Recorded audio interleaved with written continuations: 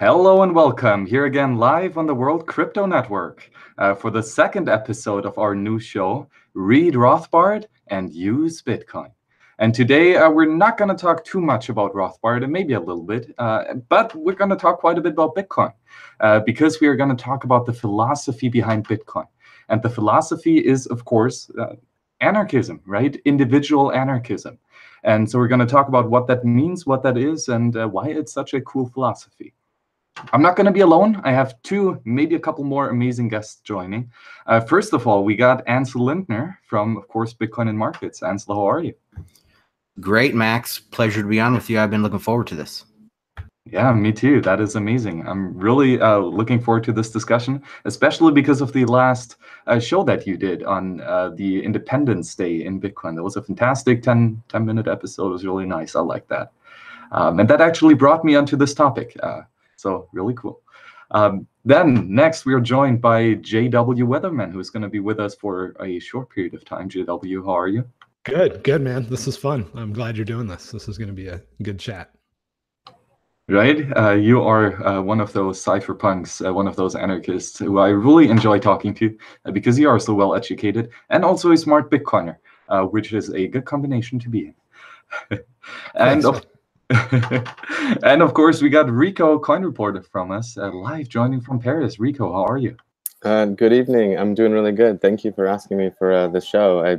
Something I'm really excited about, and I'm excited to hear the content as well. So it'll be both sides. Oh yes, and Rico and I just had a nice chat about individualism, about anarchism. So I'm really looking forward to his input on this. To start off, we're going to read a little bit from the one and only Timothy May, who, by the way, JW has a fantastic 2-hour interview on, which you should absolutely check out. It is amazing. And we're going to read from his essay called Crypto Anarchy and Virtual Communities. Specifically, though, we're going to read the chapter on crypto anarchy. The net is an anarchy. The truism is the core of crypto anarchy. No central control, no ruler, no leader, except by example or reputation. No laws with a lowercase l. No single nation controls the net. No administrative board sets policy. The Ayatollah in Iran is powerless to stop a news group, alt.wanted.muslim.woman or alt.wanted.muslim.gay. Come to mind, he doesn't like, as the president of France is powerless to stop, say, the abuse of the French language in soc.culture.french.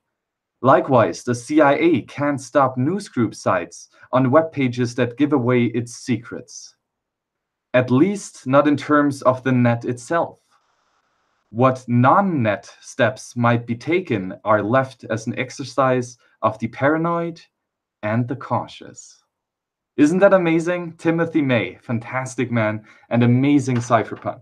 So JW, of course, you had the discussion with Timothy May. So what do you say about that introduction? Oh man, I mean, he's brilliant. He's an incredible guy. He was solving really difficult physics problems that pushed forward computer chips so that we could be having this conversation right now. And the guy was very, very forward thinking and still is. I mean, a really, really brilliant guy. Yeah, probably my favorite interview that I've done. And I've talked to a lot of really smart people. But the one that, I don't know, the earliest one and the one that sort of encouraged me the most was probably my interview with Tim May. So yeah, I mean, definitely check it out. But I mean, it's beautiful, isn't it? This idea that because of encryption technology and computer networks, we can create a Galt's Gulch. We can create a safe space, right? Like we can create a place that's not like safe from ideas, but where ideas thrive because it's safe from violence. And that, you know, that goes back to that's the roots of the cypherpunk movement, right? This 30-year project that brought us everything from public key cryptography to Bitcoin. And the fight is still going on. I know a lot of people are frustrated right now with some kooks, let's be honest, that are getting deplatformed. But we also are smart enough to know that that means that we could be deplatformed if somebody doesn't like our views. And that's a scary state of things. But at the same time, it's always been like this, right? This is not new. It wasn't a free, home of the brave and land of the free in the 1950s or the 1960s or the 70s or the 80s or when Tim May was writing, right? It's always been a disaster. But now we have stuff that seems like it's working, right? We have Bitcoin that's making incredible progress. And ultimately, I think that's our best hope for defunding this stuff. And as Tim May would say, cutting the barbed wire fences. And in spite of the recent craziness, I'm more encouraged than ever. Oh, that is fantastic. So Ansel, what are your thoughts on this writing by Timothy May and, of course, the crypto anarchy idea in general? Yeah, I like the part, obviously, about no rulers except or no rulers by law. A lot of people will say that we need a hierarchy and all this. We will have a hierarchy, of course, but it will be by reputation or, earned hierarchy. And that's fine. I know I've been getting involved with Chris DeRosa yesterday, and then today I had another chat about him with my co-host Jeff, that we were talking for like 2 hours today about where is this relativism coming from that DeRosa is talking about. But he'll say that we need rulers by law, and because he's a statist. But the big thing about anarchy is that we can still have like some sort of hierarchy, but not set in by force. Another thing that JW was talking about there is, people are banned on Twitter or whatever platform they're using, but that's fundamentally different, right, than being arrested for your political views. So censorship on Twitter is different than censorship from a government. I just want to point that out. Yes, absolutely. There is always a difference between private companies and the government, because private companies rely on voluntary interaction and the government does not. So this is absolutely a clear definition that, or line that we have to draw. Is it voluntary? Is it peaceful? If yes, it in general is okay, right? Property laws apply. You can do whatever you want until it is no longer peaceful, right? But as soon as the government steps in and introduces the violence and aggression into the system, then we have to be much more strict. So Rico, what are your thoughts so far, especially regarding crypto anarchy? Well, that's kind of what brought me to the space. Kind of right alongside with JW. I'm looking for a light. I'm looking for a means to a solution, and this has been a great way to fill that void, of complete despair, this massive hole. And he's right. This has been happening in history for a long time. There's a reason why this is out. And along with Timothy May and that excellent book on, control from the outside, I have been looking more. I follow Eric Hughes, who's also cypherpunk, but they're both along the side in the same battle, which I think we all are as well, with just talking about it. But they were, the originators. They birthed this whole movement, and we have to give credit when credit is due. So I think that, but with the cyberpunk movement, it's not just about one thing. There's also the idea of, besides censorship, there's privacy, and privacy is, it's sad that we have to think that we have to pay for others people to have privacy. Like, people think there's ways to get around the internet without complete anonymity, and it's actually almost impossible because the protocol doesn't call for that. It's literally to be able to see what people are doing. So that's something that they've had, I believe, as cypherpunks have had to deal with as well. So it's a large thing of, I guess you could say, censorship in a sense as well, of controlling whatever it is, the people or the money or the systems that keep everybody kind of organized in their way, in the way that they want it. Oh yes, absolutely, Rico. 100% correct. And JW, I got another point. Okay, Ansel, what's up?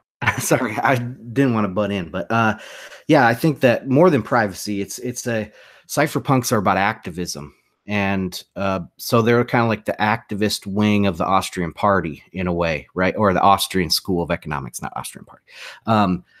So I think that's almost, to me at least, that's what stands out the most, is that instead of waiting for this doomsday to come and preaching anarchy and preaching freedom, they're actually making it for themselves. They're carving out something for themselves. And I think that's kind of the overriding idea of the cypherpunks in my mind.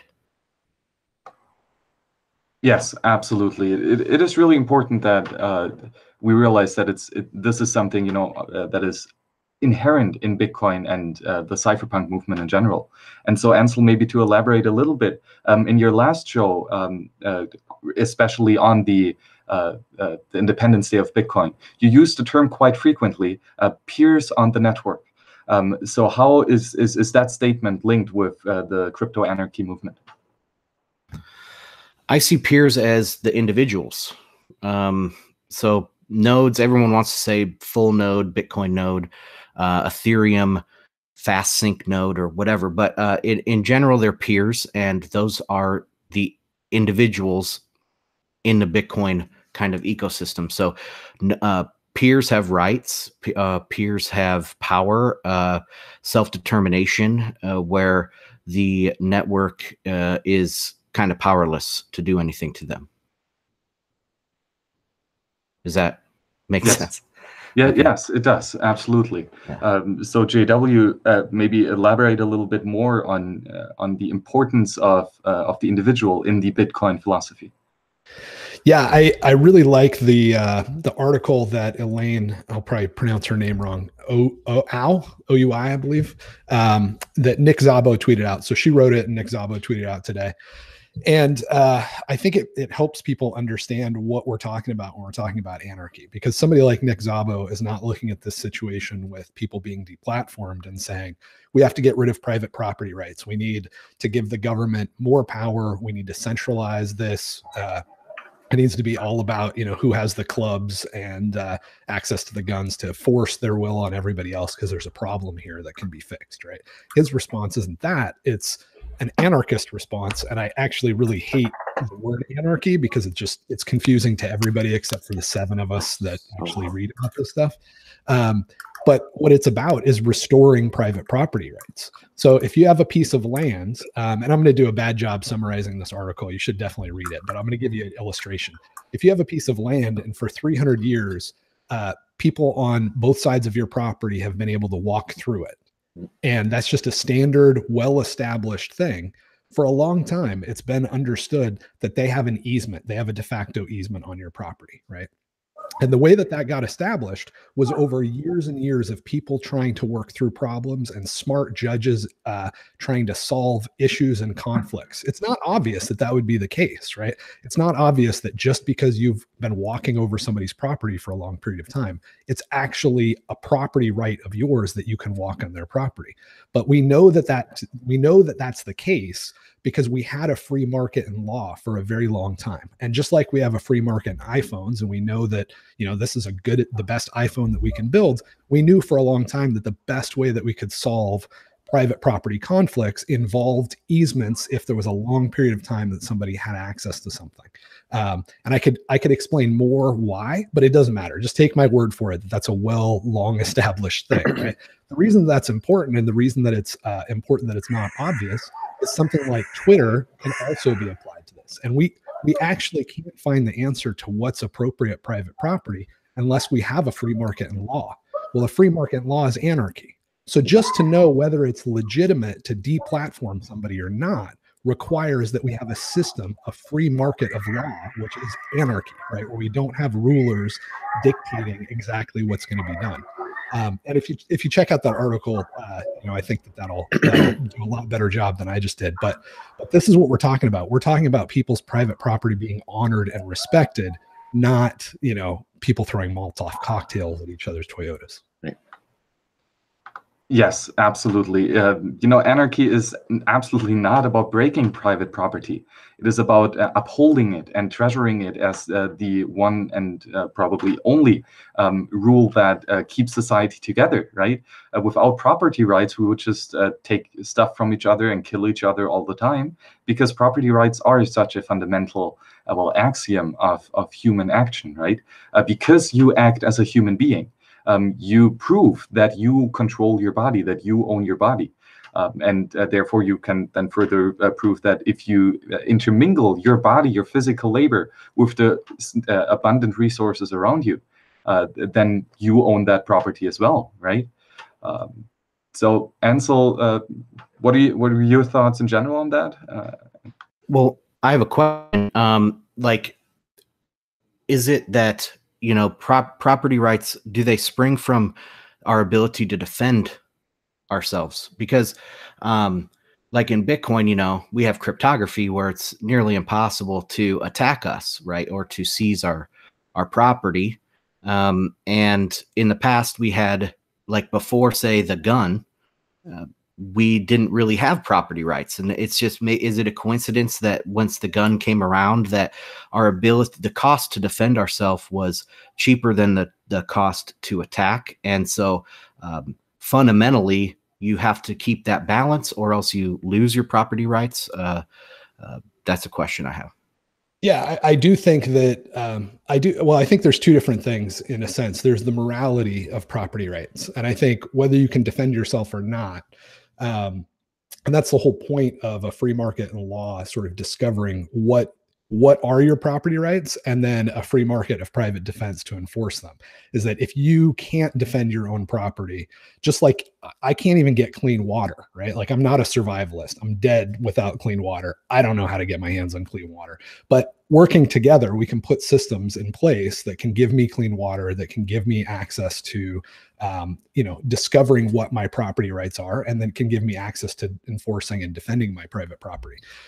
So I think the question of morality is interesting, and it's also kind of, it tends to be tied up in law, right? Like, as you guys know, even if it's legal, it doesn't mean it's moral, and vice versa. But when it comes to private property rights, it should be the same thing, right? Once you discover that it's not okay for somebody to violate your property, it's also immoral for somebody to violate your property.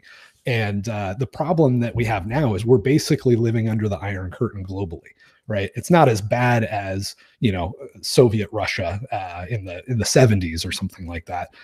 But compared to actually having a free market solving these problems, it's just very hard for us to even imagine how this stuff is supposed to work. So yeah, there's an element of morality, but one of the things that I thought of when you were talking about that is that there is a sense in which, like, I think Rothbard would argue that that animals don't have property rights because they never even attempt to assert that they have property rights, right? Like they never fight for their property rights. So I think there is sort of an element of that, but that's getting a little bit theoretical. So I should probably set that aside and just say, yes, something can be yours even if you don't have the ability to defend it, and hopefully the free market will help you. And frankly, that's what this is all about, right? I don't have the ability to keep central banks from stealing my money. I just don't. I don't have the armament. I don't have nuclear weapons, but I have encryption and I have Bitcoin, and that's enough, right? And these guys, even with their nuclear weapons, can't steal my money if it's in a Bitcoin address. Yeah, you know what? I kind of want to jump in. I completely agree with you on the idea of free market and law, problem solving. Why does it have to be, why do we have to pay people to do that? Why do we have to have a verdict? Why do we have to have these legality systems that are extremely tyrannical and actually extremely complicated? And, in the end, if anybody's kept up with the verdicts that have been going on in cases that have to deal with nonviolent crimes, really, it's not being, there's the verdicts and the decisions that are being made, passed by the people that we upheld as the judges in the law, are ridiculous. Nobody in their right mind would agree with these things. And we are now living in a system that is created of money, and law now is you have to have money to be free. And you said something earlier. It's like, yeah, it's not like JW said something about law. It's like in law, it doesn't actually mean if it's true or not, because law can just change, or you can bend it, or if you don't have the right amount of evidence or something, and they can deem fit to overlook things, it's not even a system that's working. It's completely broken. So we do need a decentralized or a free market in problem solving and law. It's a despicable system we have, honestly, in every country. Yes, absolutely. And I want to pick up on something that JW mentioned and that Jay in the chat also mentioned, which is that Jay himself in the chat has been trying to figure out how we could prevent poaching of innocent animals in a voluntary society. And that leads, of course, directly into the question, do animals have rights? And, according to most Austrians, no, they don't. Why? Because they don't show signs of reason, apparently. That only humans have enough reason to justify, their own property rights in themselves and in their body. I differ here with most Austrians. I would rather say that not human action gives us the right to property, but conscious action. Anything that is conscious has a right to be left alone, a right, to be respected in its life, liberty, and property, right? And yes, that applies to animals. Yes, that applies, of course, to humans. I would even go so far to say that applies to plants. You shouldn't just go around and burn a bunch of forests. That would be stupid because you destroy the conscious forest, right? You could also just say the forest natural resources are a tool. And if you destroy the tool, you hinder yourself and your society all around you. If I might jump in. Yeah, I wanted to jump in really quick because maybe just where I come from, I actually was born outside in Bogota in the forests. So I was part of a small tribe that probably just is gone now. But I've done a lot of research on different ancient civilizations that have just disappeared. And it's happening in this day and age where people just are being conquered and they just have to adopt the systems. And those people they can't consciously maybe speak to you in a language that you understand or to deem fit in a law system that their property is theirs, but yet every single day people's houses are being taken away from them. And then even in the system we're in already, in America, you think that you own stuff, but unless you're going to protect it with, bare arms, you may not actually own what you think you own, especially when the country's living on debt. So the system is imploding on itself. It's a cancer system, and it needs to be changed. And I do believe that the best thing you can do to make that change is to deal with the money and how the exchanges are done. So I think everything is feeding up to the money system when it should be the other way around. The money system is helping grow the economy, the laws. And back to the animals thing, I know I kind of got sidetracked about the animals. Animals can't speak to you. And there's scientific tests that have been done about orangutans and different animals that are really like dolphins that use different parts of the brain that are aware consciously, but they can't speak to you. But you're right, we shouldn't go out and create extinctions of plants, of animals. We need variety.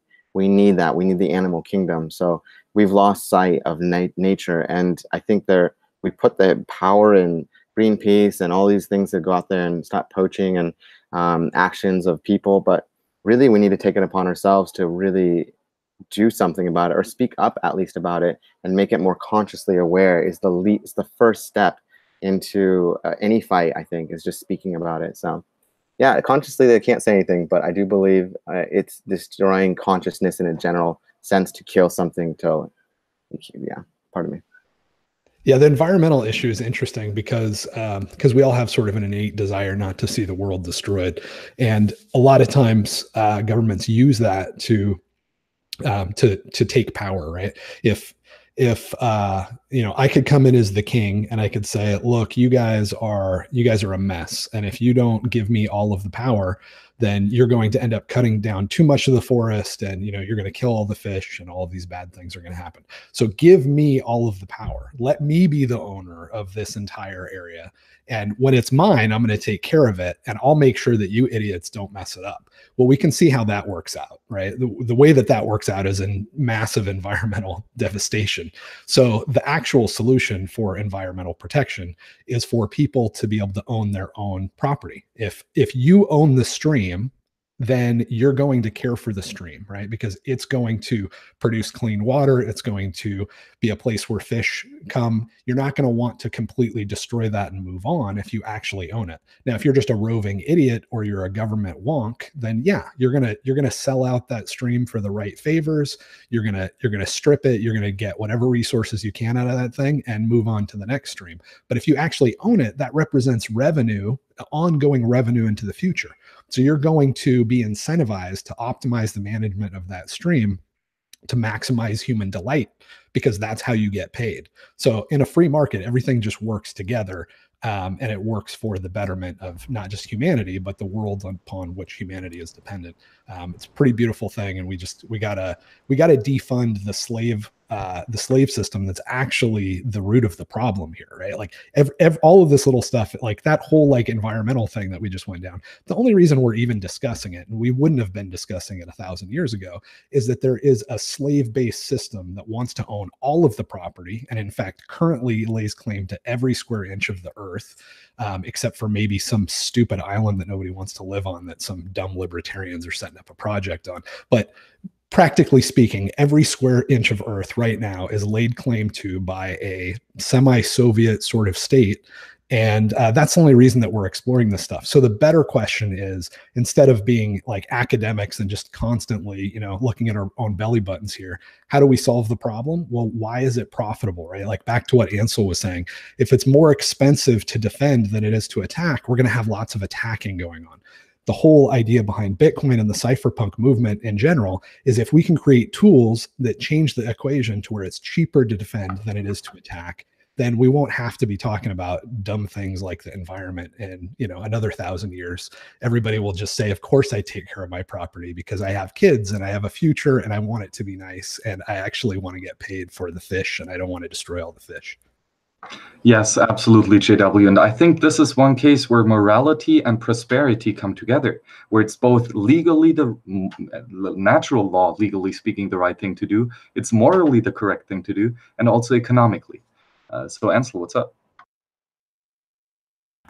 Okay, I have a few things there about the defense and how that goes into property rights. Yes, I agree that in a correctly functioning free market, or in a free market, then you would have property rights wouldn't be dependent on your ability to defend. But in a case like we are today, moving from a state of slavery to a state of freedom, I think that movement, that progress necessitates cheaper defense, right? And you can't just talk your way into freedom. You actually have to have some ability to defend yourself, and that's what Bitcoin gives us. Okay, what else do I have on my notes here? So on the moral and the animal rights and all this, yeah, if it's beneficial for us, the market will make it happen, right? If it's beneficial for humans to treat animals like equals, then we will treat animals like equals, because the market will provide that as a solution. Similar to, we don't have to worry about like all these endangered species, right? The best thing to do, like JW said, is privatize the animals and the land, and then you will be able to save all of these creatures. I think it's this idea of the market that will it'll benefit the animals as it's benefiting humans, because humans are just animals anyway, right? So if it's benefiting us, it's going to benefit them in the long run. I don't know if that makes sense. Yeah, it totally makes sense. Yeah, it kind of goes along with the idea that a free market needs voluntarism. It needs it does need individualism, because that's what competition is. Whether it's in the same team, whether it's for the same idea. People are going to go to what works, right? And people like to stick to what works. And if Bitcoin works, then why rewrite the wheel, The cypherpunks put this thing through the test. They tried to destroy it. They tried to beat it up. They tried to, get rid of it. And it's doing its own thing. It's mining its own thing. It's literally security and privacy and property. So, I mean, yeah, you can't hold it, but you can't hold how much you have in your bank account. It's like, it's on a little card, so we're to the point where we have everything, but now we need to take action. We need to actually enable ourselves and our community and our families to wake up to a solution, I think, personally. Yeah, I just want to jump in one more time here about this. I wrote down, I think it was when Max was talking, anarchy is dependent on the money being free.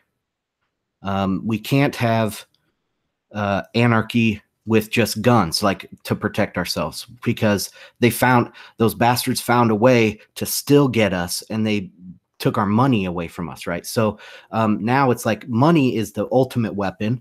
And now I think that any sort of freedom in the future is going to be dependent on a free money. You can't have freedom without the money aspect. So anyway.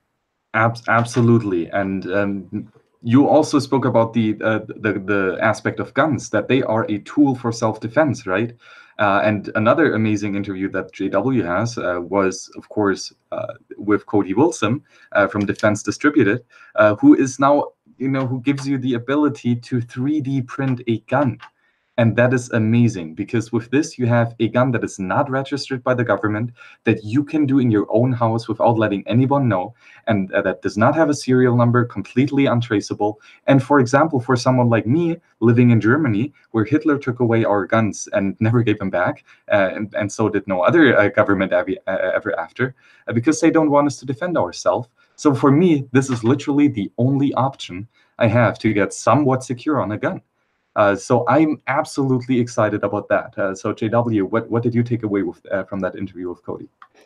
Yeah, I think it's really interesting to look at this in historical context, right? So Cody Wilson, he was inspired by Julian Assange. Julian Assange was a cypherpunk back. I think he was hacking into NASA and posting on the cypherpunk mailing list way before we had Bitcoin. So all of these threads come from that central group of not that many people, actually. Maybe 100, maybe a few hundred.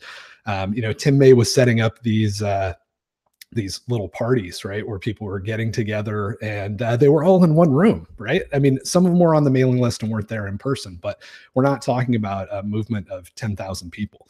We're talking about a movement of hundreds, maybe, which is incredible, right? Because this movement has given us WikiLeaks, it's given us public key encryption, right? We wouldn't be able to buy. It's given us e-commerce. Like, without those guys discovering and making freely available to everybody public key encryption, we wouldn't be able to buy something on eBay 15 years ago, right? It's given us Bitcoin, it's given us WikiLeaks, it's giving us 3D printed guns, and the inspiration that Cody had to really push this forward.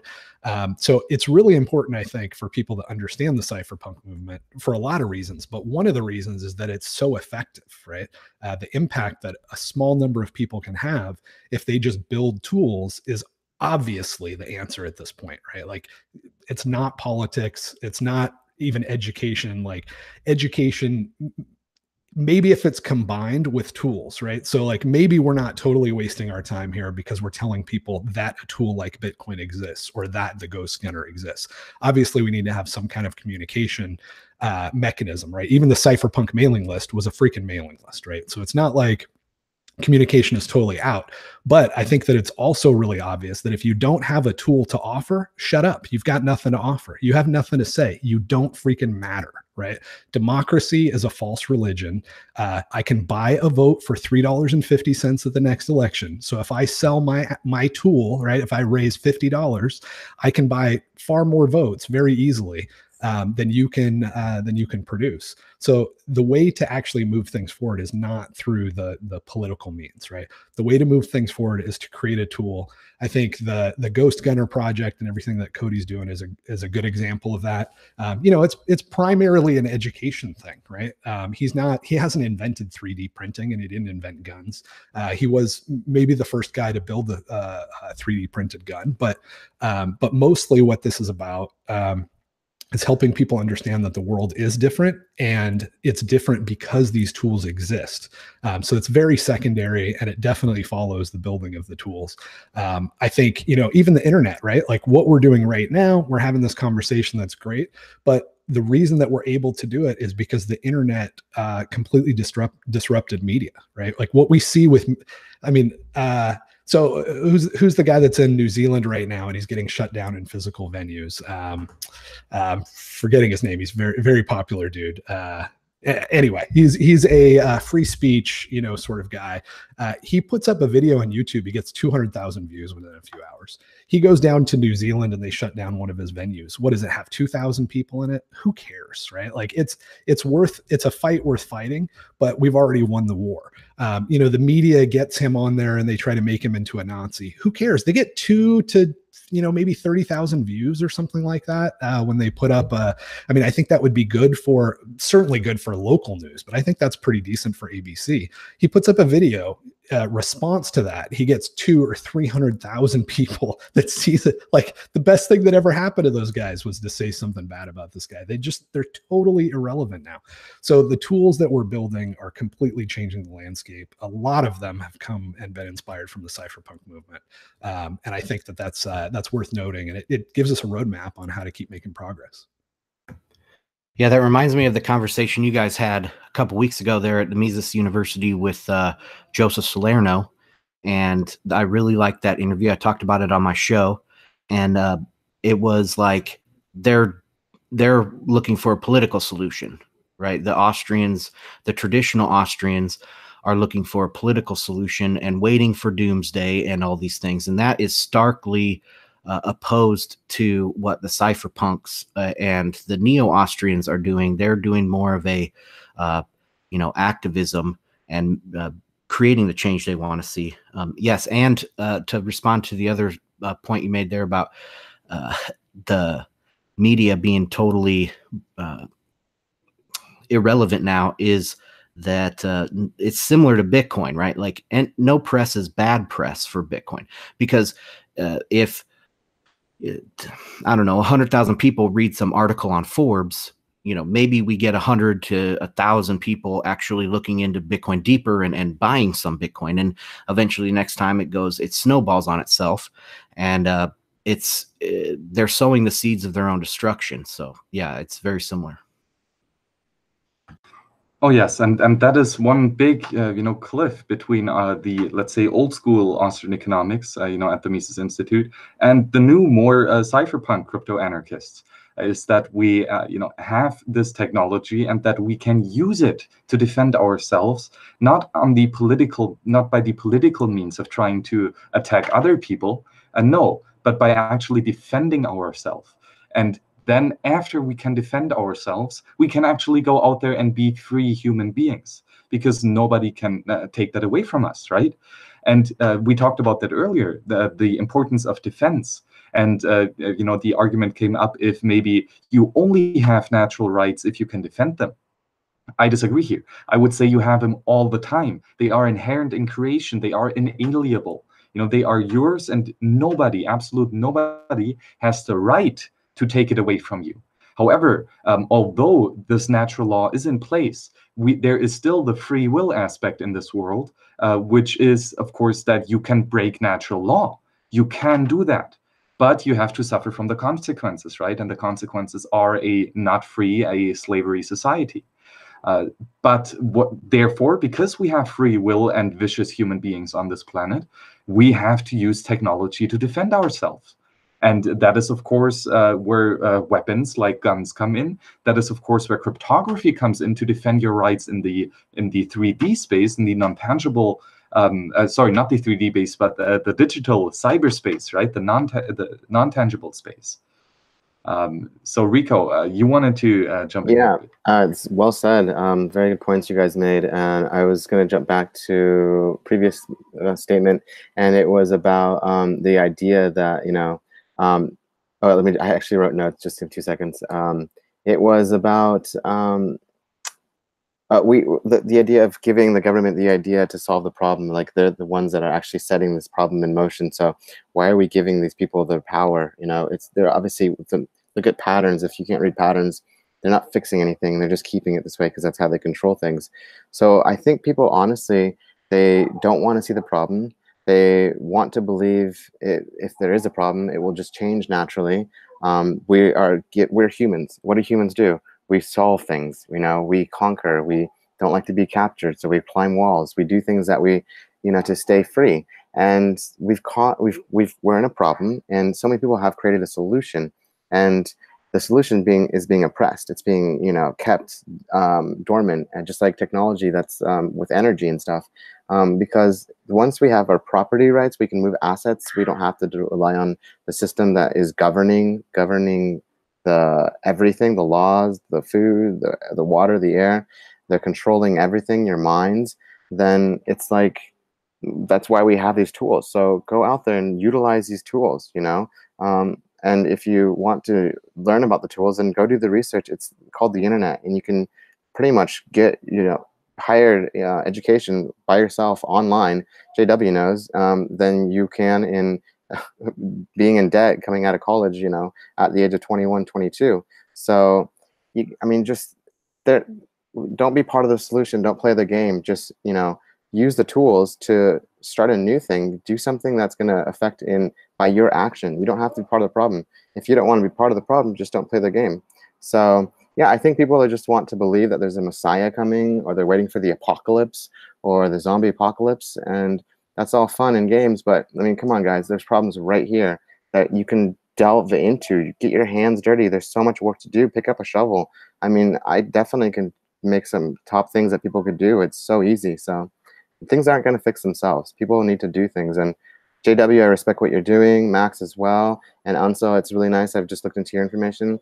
You're providing the community information, which is extremely important, and tools that is never been heard of or seen of. And this is great. So keep working towards that. But people need to bear arms in their own action. This whole gun thing is, I've never owned a gun, but it's just, it's in this point, we have to protect ourselves. I mean, even in individual anarchism, they say it's about having freedom from external determinants, such as groups, societies, traditions, or ideological systems. And if you have to protect yourself, there's going to be conflict. That's what it says. Sometimes there is conflict, and conflict is because you need to protect yourself, or it shouldn't be imposed on other people. And if it is imposed, then there's going to be conflict to, you know, go against the very thing that's destroying the people. So the tools here, you guys, are the people created for you. The cypherpunks gave you this thing that is going to change the world, but you just have to pick them up and use them. That's all, I think. Yeah, I wanted to chime in on that one too. You asked like why these people are kind of in this state, and why haven't they woken up or whatever. And I think there's an aspect to technology has kind of delayed this a little bit, you know. So capitalism was great, and it got us from 0 to 1, and now from 1 to many, we are just riding on the coattails of this technological revolution that we've had over the last couple hundred years. If that wouldn't have given us all of these exponential gains and everything, people would feel their slavery much more acutely. And eventually that will wear off. Now, talking about Bitcoin, I don't know if Bitcoin actually buys them more time, because we are like chipping away and taking the kind of the best people out of that system one at a time. And does that buy the system more time? I don't know. But I had a point about kids and anarchy, and property rights specifically. And this is, I talked about this with my co-host Jeff this morning. You know, my kid, it's funny, it's almost the exact same topics. We all we all talk about the same stuff all the time. But my kids, you know, when you're born very early on, you know things are mine, and they don't want somebody to take things away from them, right? And but they don't have this concept of others yet, of other people's property. And that's part of growing up and learning. And my question was, is that something that, speaking of like postmodernist constructionism and stuff, is that something that is culturally taught to us, that there's others and other people's property? You know, how does that fit into this discussion we're having? Anybody got an idea? Yeah. I mean, I think I'll take a crack at it. I definitely think that it fits in, because Because I mean, if you just go back to the business model that's driving all of this, it's human slavery, right? And I don't use that term lightly. What I mean by that is a systematic process by which your stuff is taken from you on a regular basis. There's been racial slavery. There's been all kinds of different sort of flavors of this thing, but that's what it always comes down to. There's different systems where the slave has more or less freedom on a day-to-day basis, but ultimately, if your stuff is taken from you without your permission, and that's actually what caused the American Revolutionary War. It was this idea that it wasn't no taxation without representation. That was a little bit of a twisting of it, but the core idea was, wait a minute, if I don't give you permission to take my stuff and you do, then I don't get to see myself as a free man anymore. And that scared the hell out of those people. And they were willing to go through what they went through in the Revolutionary War to Washington, the worst general in maybe all military history, screwed it up. And we still ended up making it through, but that's another story. But yeah, I mean, as far as kids go, the whole issue here is that the state wants to own you and it wants to own your children. And the sooner it can indoctrinate your children and make your children see the state as daddy, right? This crazy cult that we're all born into, where we're supposed to look to government to provide all of our needs. Well, you're a competitor with that, right? Like you're a competing religion, Ansel, because you actually from your hand give your kids food. And that's not what they want. They want to destroy that as much as possible. It's not, a coincidence that every socialist movement always has a Führer or a father figure at the head, right? And you're a father. You're competing with that. So what the state wants to do is they want to indoctrinate your kids. And the best way for them to do that, they know because they've worked on this for generations, is to keep your contact with your kids to a minimum.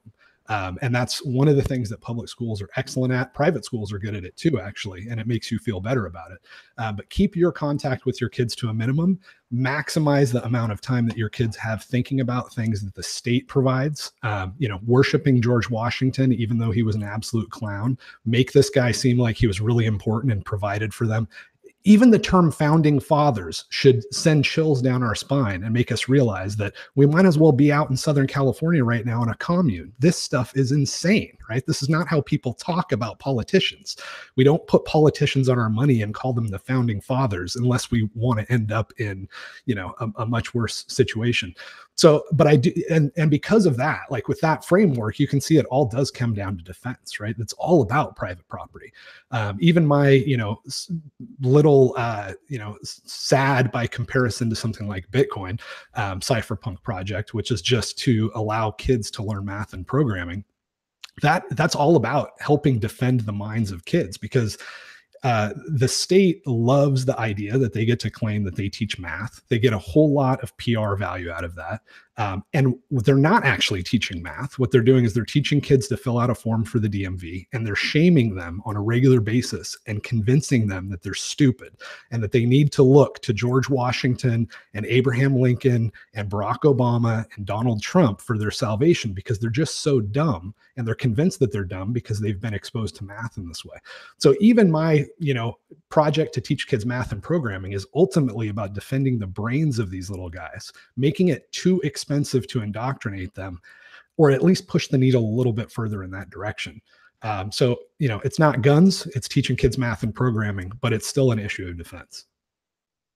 Yeah, that's great. I want to jump in on the kids thing. I studied child psychology coming out of high school to study pediatrics, and I actually found a disposition within myself through studies, and it was terrible to think that we don't really get to know our parents very well. It's like you're just bred into the work system. And I had parents, I was a latchkey kid. I got home and I didn't see my parents, or I was always doing some kind of extracurricular activity. Summertimes, it was just, I had my own schedule, but they don't want the parents to be involved. They don't want to teach them to do something different, because if the kids learn from the mistakes of the adults, then they're not going to be a good product to be groomed. They're literally like hurting us like cattle, or if you think of the Matrix, they're like juicing the dumb into the next breed of people. And they don't want the kids to be smart. They do want you to be able to fill out forms. And living in America, and even in France, you just do so much paperwork. It's redundant, and you just learn how to write your name and your birthday and your code that the government you know, Part 200 and the corporation number. So it's just sad to think that we're literally, our kids are being taken from us because they want us to be working 50 hours a week, 60 hours a week, commuting, you know. From the point that I found out, you know, this was happening, I was like, I'm not going to do that kind of a lifestyle. I'm not going to have a corporate job. And I fought it against it. And being an entrepreneur it's not easy, but I get to spend time with my family and my child. And that's the most important thing to me. I think it brings me more joy to spend time with my family and to know that if things go amiss, they're protected in a sense. And yeah, they don't want you to protect what you have because they want you just to be aloof and be focused on the, you know, the applications they're giving you or the mindless jobs you're doing or being stuck in traffic. The whole system is meant to keep you from having time. They want to take your time and use it to their advantage. You technically are a human battery, if you think about it, in a sense, to pay the taxes. So keep the system running. So the kids, they don't want them to know that. And anarchy, if you think about it, is if you have children and they're all playing a game and one gets hurt, you're going to see a group of kids. They're gonna know what pain feels like, and they're going to understand it better than adults do. Whereas adults are, you don't see it, then it's never happening. The human, all the poverty and the people that can't eat, you don't see it, so it's not happening. And sadly, people live lavish lifestyles, but they never have to see the reality of things.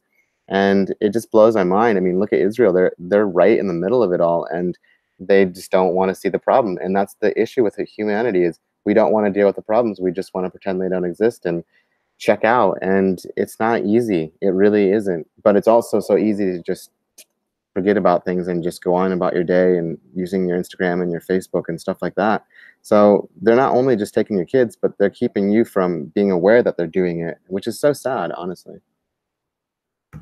Yeah, if I could just stay on this topic a little bit longer, because this is a big part of my life. You know, I have 4 little rugrats at home, and so they're a big part of my life, and I do a lot of thinking. And I think parents, you know, they're lazy these days. They like JW says, you know, they want to dump them at the daycare or a public school most of the time because we have this short time preference in our lives. But that's another topic. I wanted to mention that I don't tell my kids to share.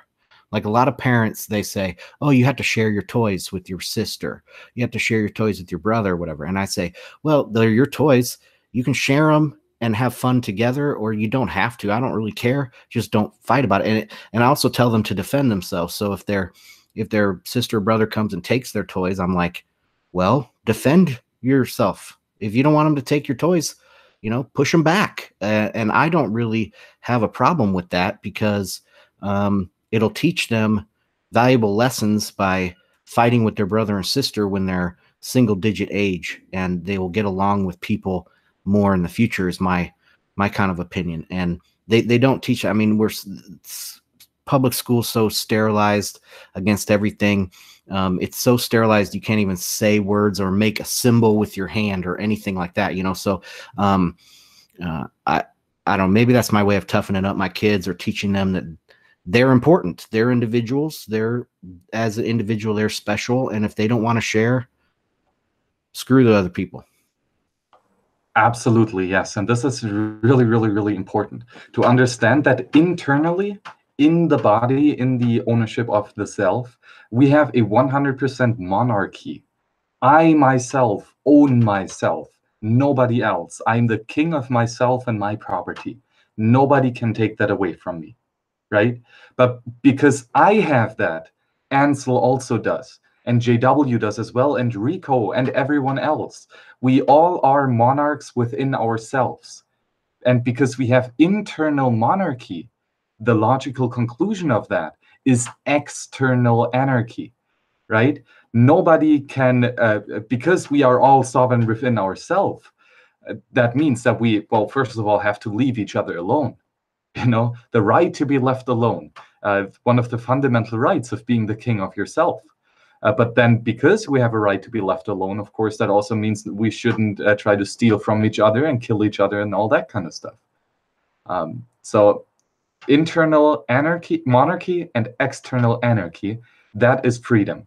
And then if you flip that around, if you have external monarchy, If you have a government controlling all others and forcing and violating their property rights, that is external monarchy. And that creates internal anarchy because the people are confused and they do not know what is theirs and what is not theirs. And this is chaos. So if we have internal anarchy, internal confusion, that leads to external monarchy, which is of course chaos. But internal monarchy leads to external anarchy, which is freedom. So JW, what's up? I was just saying I'll play armchair quarterback a little bit, because when Ansel is actually changing the diapers and making the world a better place, I'm sitting around, drinking a latte, reading books. So but seriously though, I think it is interesting to look at a family and think about how justice would work inside a family. There's a couple ways I've seen people deal with this. One is that Ansel's the only person, and I'll use Ansel just, for example. He's the only person, let's just say that he's the only person that works theoretically, right? Like, so he's producing all of the economic value and bringing that into his house for simplicity's sake. At that point, he owns everything, right? Like, he's produced everything there. So on one hand, he could say, look, I want you to share your toy, and a very valid philosophical argument for that, which kids will definitely ask you for valid philosophical arguments, no matter what you say, would be, look, when I gave it to you, I didn't really give it to you. It's really mine. Actually, you're still mine too. I'm making all your decisions for you. And one of the decisions that I've made is that I'm letting you play with that toy, and we're kind of pretending that it's yours because it belongs to me. And I want you to be nice and, share it with your sister. That would be a valid way to argue it.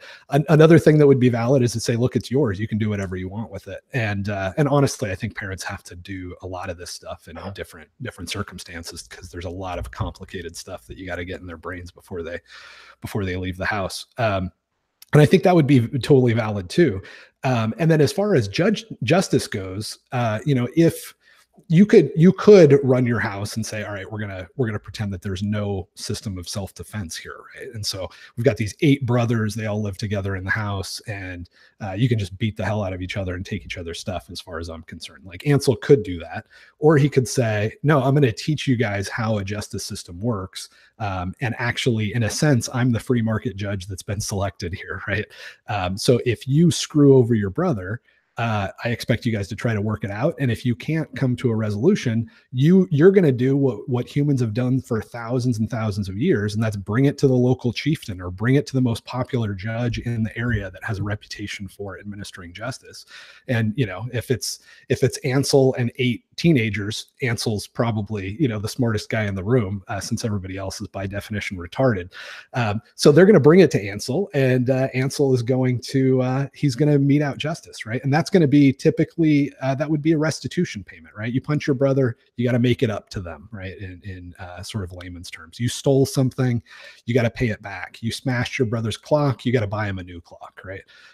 So I think it really is helpful for us to think through issues of justice on a really small scale. And philosophers do that all the time, right? You go back to Locke trying to say there's, 2 people out in the woods. How does this work for private property? It's a way of simplifying things and working it through. And I think it's totally interesting and worthwhile to do that.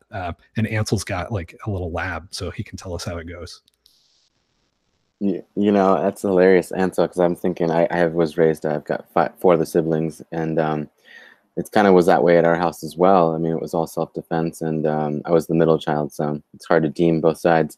But I think what you kind of talk about, and what JW kind of touches as well on this whole subject, is the problems are going to be infinite. They're going to come, they're going to go, but each problem is going to be very different, so you have to handle each situation differently, where I think the system wants us to handle everything the exact same way. Everything's the same. Everything can be fit into a slot, and it's just not that way. And it's just sad that we are so controlled, and we regard such a high level for government, and the presidents and the founding fathers, and the education system is a miseducation system. It's a misguiding system. It's a system to hold you from being educated and truly acknowledging your own power and creation. And you can create tools, or you can use the ones that are in front of you. But they don't want you to fight it or rebel against them. And this is the problem. That's the problem right there. I was thinking about with kids and how they kind of not govern themselves, but they're very reliable on themselves. They can rely on themselves, and often when a child is, it's too young, there'll be another one that comes in, and it's just a natural thing. It's not like somebody told them to go do that. It's just a natural instinct as a human to protect somebody else who can't protect themselves. And we're not even allowed to do that anymore, even as parents. So they're literally keeping us from, creating a bond or creating new morals or new ideas, because they're keeping the education system. I mean, they're literally just controlling it. And I was thinking about the idea of anarchism and all these definitions that are actually pretty sound and really good things. They sound just terrible. It's because they have been that way. They propagandize them to make them seem so bad. And nothing is perfect, but it's a lot better than the corrupt system they want to call, a democracy or republic. And it's like, they're just the same thing. It's just feeding into money, which is power. And it doesn't help anybody but those on top. And even those on top have to oppress more of that to stay on top, which is, it's idiotic. It's a cancerous idea. So, yeah. Well, yeah. And even worse than that, public schools will tell you, and the government will tell you, that you can't even make anything on your own, right? It takes a village. You use the damn roads, the public roads, to make something. So you are not special. You don't have anything extra to add to the world, because everything you do is actually a product of whatever everybody else does. I mean, that's a common thing. And yeah, that's very, very bad for kids to be exposed to. I have some response to JW's armchair quarterbacking. And that is, I've used that argument before, that I bought this for you, right? So I can set the rules to you using it. But they learned pretty quickly to use their own money to buy a tablet, so that I don't have that excuse to to take it away from them. And like my 9-year-old, she saved up her birthday money and Christmas money and bought a tablet, and I still do things where, like, okay, I need to take that from you now. And she's like, but I bought it with my own money. I'm like, well, I can take it from you now, or you can't use my electricity that I pay for. So, I mean, it kind of goes down that same road. But it is really weird. I didn't think of it until you started talking there, JW, about like, I kind of use the excuse of the government, because I say, I'm here to guide you and protect you and keep you safe, sort of thing, as you go on your life journey, which is kind of what the government tells you in a way. But, I have hands-on experience with these kids, and I know them best. So I think that, I don't know, it is a weird thing to think about. Am I committing the sin of the government? Well, Ansel, that is a great point. But, I'm curious when your kids are going to realize that they can charge their tablets, in the library, at school, or at the gym.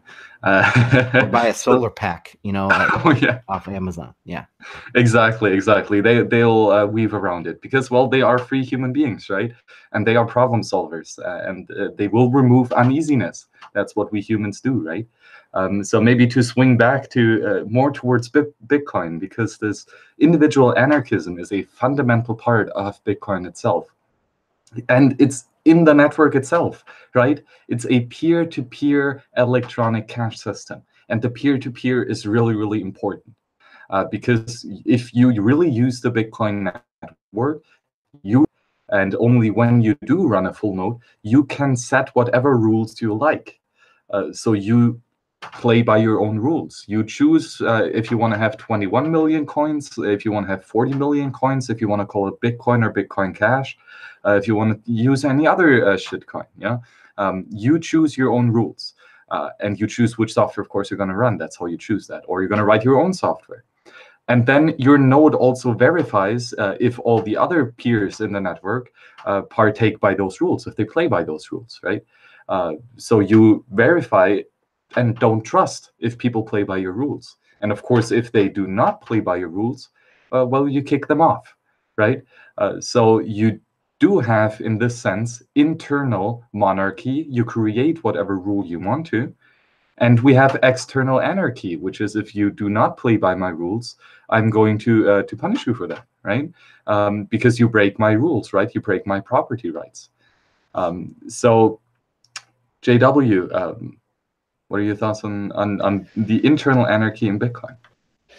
Yeah, I mean, again, I don't know. The term anarchy is just rough, and I go back and forth. Like I'll go for months and be really comfortable with it, and then every time I hear it, I just want to punch somebody because I know everybody that's listening is confused. But that's all right. The audience will eventually do what I did after much pain and suffering and get confident with the term, and know that it just means respect of private property rights, just like capitalism. I mean, all these things are just synonymous for each other. Capitalism, anarchy, private property rights, they all mean the same thing.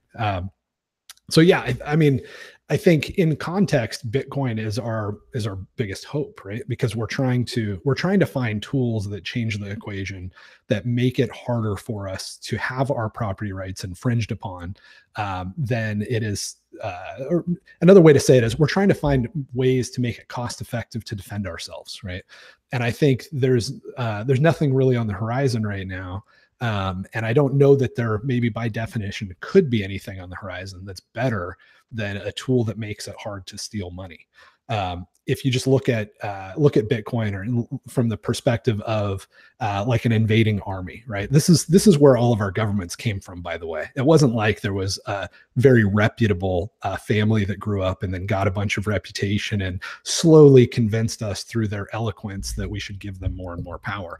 A lot of times we were all just trying to get along and doing just fine. And another army came in because they had access to better technology, wiped out everybody that was able to defend themselves, and then imposed their rule. So if you look at it that way, how could we prevent that from even taking root? It might give us a hint of how we could change the equation now. And I think if an invading army came in to take over a people group and they all had their money in Bitcoin, that would be a bummer for them, right? They spent all this money, they raised an army, they went in. Now they have to like torture every person to hand over private keys. They don't know exactly how much Bitcoin any individual person has. They can't just kick through the barn door and take everything that's valuable. They can't just get the gold. They actually have to go through, torturing every individual citizen. That's really, really expensive from their perspective. And what that means is that if it's so expensive that they can't get a return on their investment for raiding that people group, they just won't bother to do it in the first place.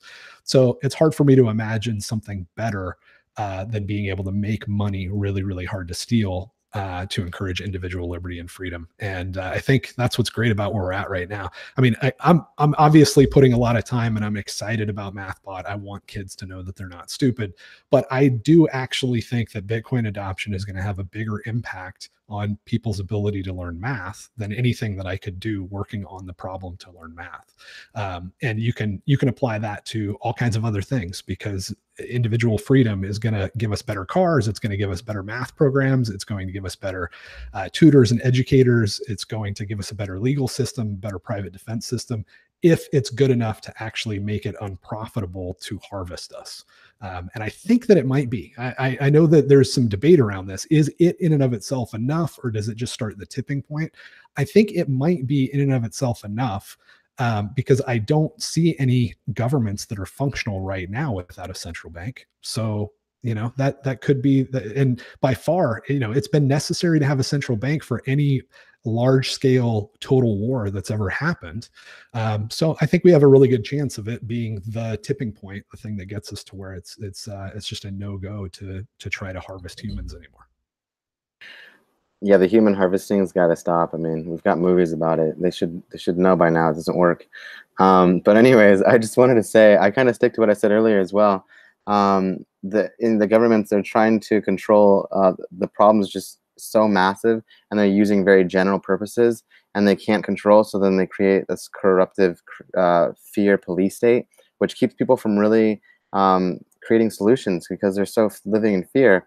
And they're too dumb. No offense to anybody, but I consider myself not very smart as well. And I still kind of think I'm pretty smart. A lot of people do, but at the same point, it's just the fact that they don't want you to feel like that. They don't want you to feel that it's okay to ask questions, it's okay to question, and they don't want you to create solutions. And the solution is going to be uncomfortable, because when the first time you come up with something that's new, it's not the most comforting, especially if it's a change, whether it's your diet, whether it's your lifestyle, whether it's your currency issues, or your income issues, whatever it might be. Everybody has problems, and they don't want the change to happen. And honestly, they control the patents, they control the banks, they created the fiat, which they control, which is now current day money, what doesn't have to be. They control the laws and leaders. So I see that I look at alternative is BTC. That is the alternative route. And that's just to not play their games, to not deal with walking into, you're literally playing the game of the devil. You're not going to win. And they know that. And they want to keep you working harder to keep the system, your pennies away from, I mean, we don't realize how easy it is for them to just take their system and just take the dollar and drive it up or drop it down. I mean, Japan, it happens a lot. It's happening right now. So I think we just need to realize there is an alternative route. And maybe you're not really ready to have a financial diet and get yourself rid of, dirty money and go to sound money. But it takes time. No one's going to become a vegetarian overnight. No one's going to become a marathon runner overnight. And if you are, that's great. But there's a lot of humans that need time to deal with this. And cognitive dissonance, when you find out the controls are taking your kids from you, are lying to you, are poisoning you, and controlling you, it takes a lot of courage to change. So this is really good that we talk about individualism and anarchy, because it's not a bad thing. But it will cause conflict before the problem is solved. So, well, can I take us in a slightly different direction and talk about the difference between Bcash, how they treat nodes, and how Bitcoin treats nodes? Oh, that is exactly what I wanted to talk about. Okay. Yeah. So, Bitcoin treats nodes as, like I said, you're the individual. You're the one that has rights if you're a peer on the network. And that makes it much harder, because you maximize the amount of sovereign individuals out there that can control their own money and are self-sovereign. Now, if you share a node with other people, then they are becoming that centralized party again, and there's nothing you can do to stop the debasement or to stop changing of the rules and things like that. So when somebody tells you that, oh, your node doesn't matter, well, that's completely opposite of the truth, and you just need to call them out. I don't know, make a point to say, my freedom depends on my node. Because, like we've been talking this whole time here, is money is so important to freedom and anarchy that without your own node, you don't have freedom, really. So I don't know. I think that there's a lot of truth to that, because look, if we're not trying to create money that is government hard, what is the point, right? And the way that we create government hard money is through having secure, I feel like an idiot even trying to explain this, actually. But yeah, if it's not secure, then it's not government hard. If it's not government hard, what's the point? And the way that the security model of Bitcoin is all based on it being too hard to shut down everybody from being able to validate the blocks, right? To be able to see that the transactions are actually valid. Well, how do we do that? We run the software that we select that tells us which transactions are valid. So if you're going to, if you're going to ask George Washington or Abraham Lincoln or whoever, the Federal Reserve chair right now, which transactions are valid, or Coinbase for that matter, that's no better than any of them, then yeah, you don't have a secure network. So I think this is one of those topics that we have to discuss only because there's somebody that's trying to fleece you, and they've spent a lot of money to put it into a lot of uninformed people's heads, right? I don't think that I would have to explain software security in this forum. I don't think I would have to explain that that putting 7-year-old boys under the care of a 26-year-old woman for 12 hours a day or whatever it is these days is a bad idea. If it wasn't that there's a lot of money involved in trying to convince you guys otherwise. Oh yeah, absolutely. And the importance of running a full node is really, really, really important, right? And it's easy. It's easy. Look at this. This was a picture taken by Notefather back in 2015, which you just retweeted. A portable, wireless, and pocket-sized Bitcoin full node. What? This is magic internet money. You know that in his hand, in the palm of his hand, he is carrying his financial freedom. He is carrying his liberty and his ledger of the money that is global, interplanetary. That is amazing. And that is exactly what we need more of. It needs to be as easy and as accessible for people to run their own full node as possible, right? Of course, if you know, this is the extreme case, but you can just run it on a Raspberry Pi. Costs you $30 together with a terabyte hard drive, another 40, $50. So for under $100, you can get your own Bitcoin full node. And that is amazing. And that is exactly what we need to do to make it as accessible for everyone as possible. Eventually, we should be able to run it on our phone, right? With enough improvement and everything. So Rico, what do you got to talk about next? Well, you know, absolutely. That's what Bitcoin's about. It's about the cypherpunk movement, and being able to protect your assets is extremely important. That's probably one of the most important features of Bitcoin. And you should be storing it in your own cold storage. You should be not putting it all in one place.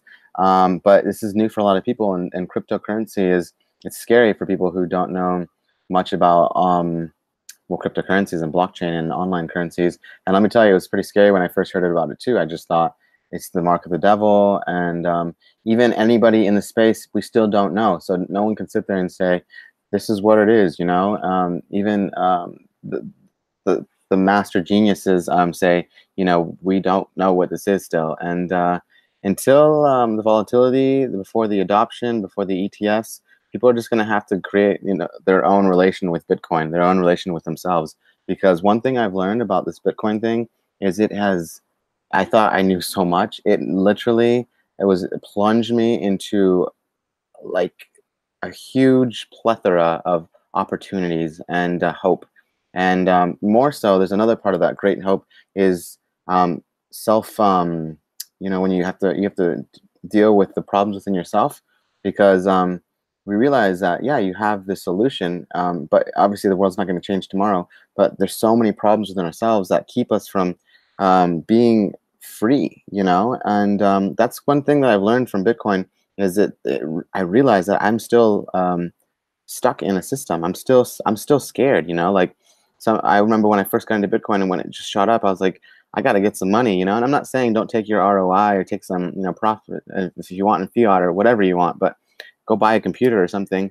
But what I'm saying is that it's scary, it's new, and the solutions are in front of us. But until you try them out, it's always going to be that scary and new. So this is really exciting just to have the people, the panel, the shows, the audience growing, and the movement that is made for humans. It was made for humans, where the government system is made to farm humans. It's not made for the humans. Corporations aren't made for the humans. Corporations are made to keep the corporations afloat. They'll still be around long after the CEOs get kicked out or die off. So will governments. In fact, most governments have taken out their own presidents, which is sad. You know, it's like they're just actors. And we in America, we know that it's a big lie. And if you don't, well, you got a lot to deal with, the cognitive dissonance. So there are problems and there are solutions, and the tools are much more attractive than just staying in the problem. So I do like the fact that we're talking. I like to stay on this topic because I'm a huge advocate about it. But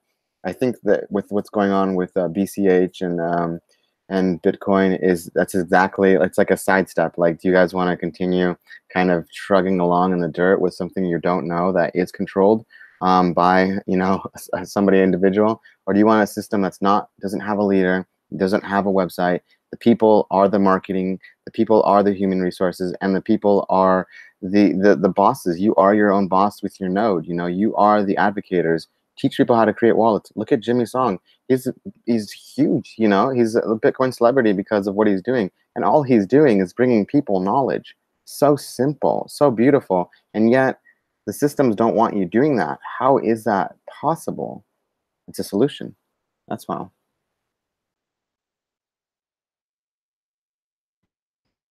Okay, should I go, Max? Please go ahead, Ansel. Okay, I just want to have one more real quick point on this is that we talked about Bitcoin being a defensive technology, and if you, I mean, that's embodied in your node, right? And so if you let someone else run a node for you, it's like giving your gun away to like some sort of central armory or to the government, and letting the government protect you. So it's just a centralized argument when people tell you don't run your own node. That is your defensive technology.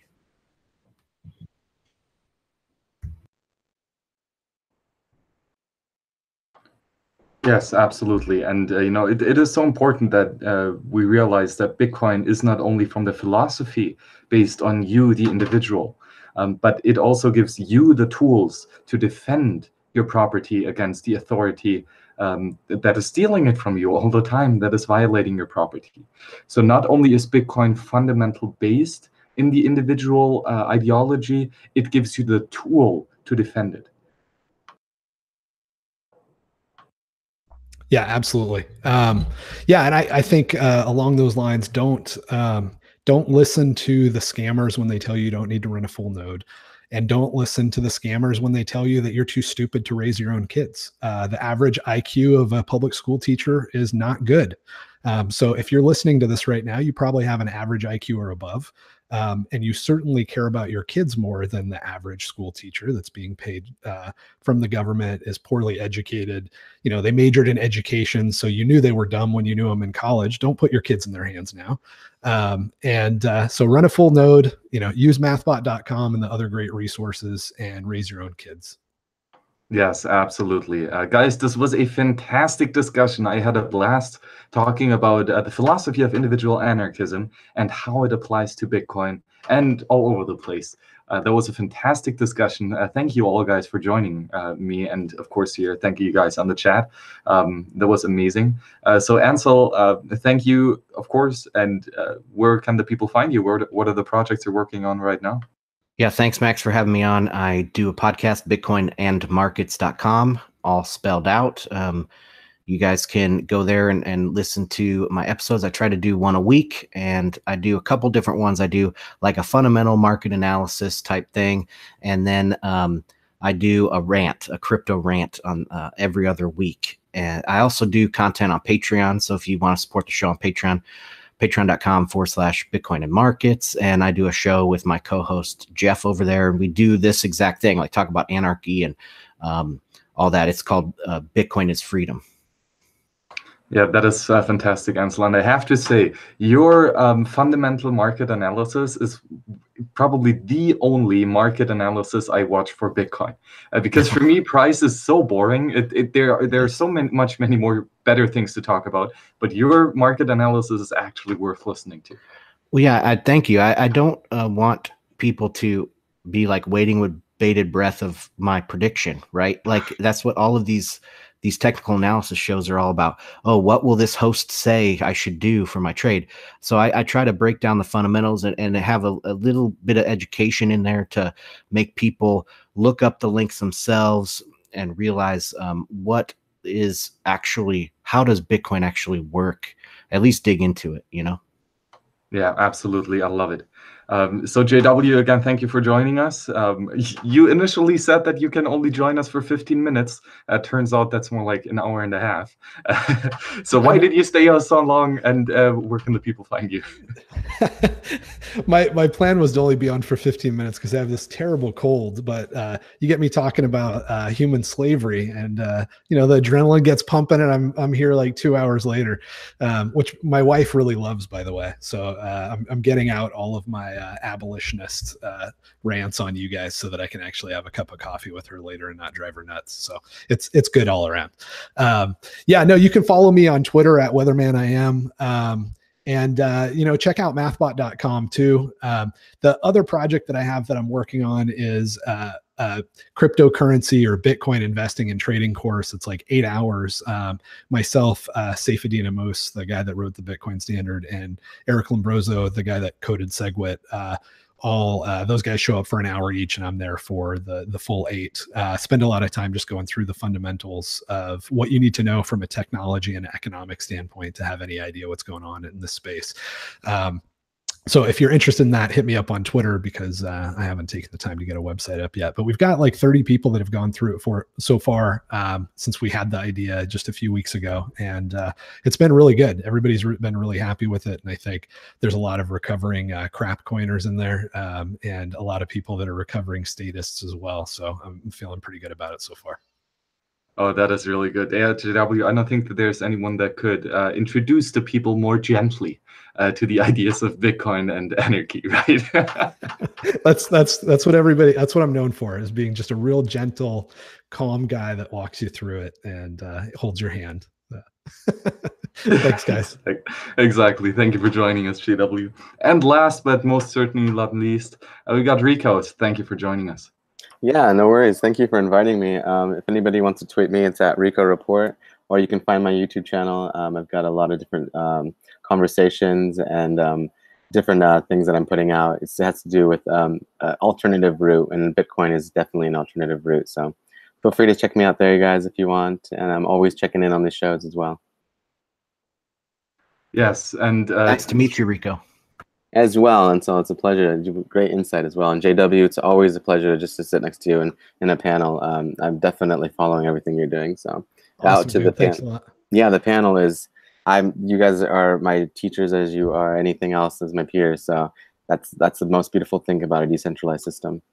Yeah, absolutely. This has been a lot of fun. Actually, I was just thinking we should throw a link in the show notes page to that Tim C. May interview, because that would be a really smart thing for people to look at after this crazy discussion. Oh yes, if you want to have, I think it's 2 videos, each an hour 30-ish, right? It's a bunch of high quality content, and you should really go out and watch it, because apparently, it's one of the only interviews that Timothy May has given in a long time, and it's definitely a good one. So JW, I have no idea how you got him on the show, but good job. Connections? No, not really. Well, guys, thank you so much for joining us. Thank you all for the chat. We also had a super chat at the end. Let me see if I can find it again here. By Javier Soares. Do you regard Monero as an anonymous digital gold? Well, it definitely has some more anonymizing features than Bitcoin. Yeah, but gold is a money. Monero is a money. Monero is rather anonymous, right? Not really though, but even more anonymous than Bitcoin. So yeah, it's nice. I kind of like it. And yeah, guys, thank you so much for joining. Thank you for all the questions and the chat. That was fantastic. You can find more about me, of course, on the WCN, on the World Crypto Network, on Twitter at HillebrandMax, and on my personal website, towardsliberty.com. If you want to support my bachelor thesis on anarchy in money, where it's exactly about all that stuff we talked about today, go to towardsliberty.com/anarchy. It's, of course, open source. So if you want to contribute, thank you very much. Guys, it was a pleasure talking to you. And next up, we got tomorrow a show with Giacomo Succo, talking about cyber anarchy and all that kind of good stuff. Pretty much what we talked about today, just to continue the discussion. Let's see who else is going to join us, maybe some of those panelists here. This was an honor to talk to you, and see you on the next one.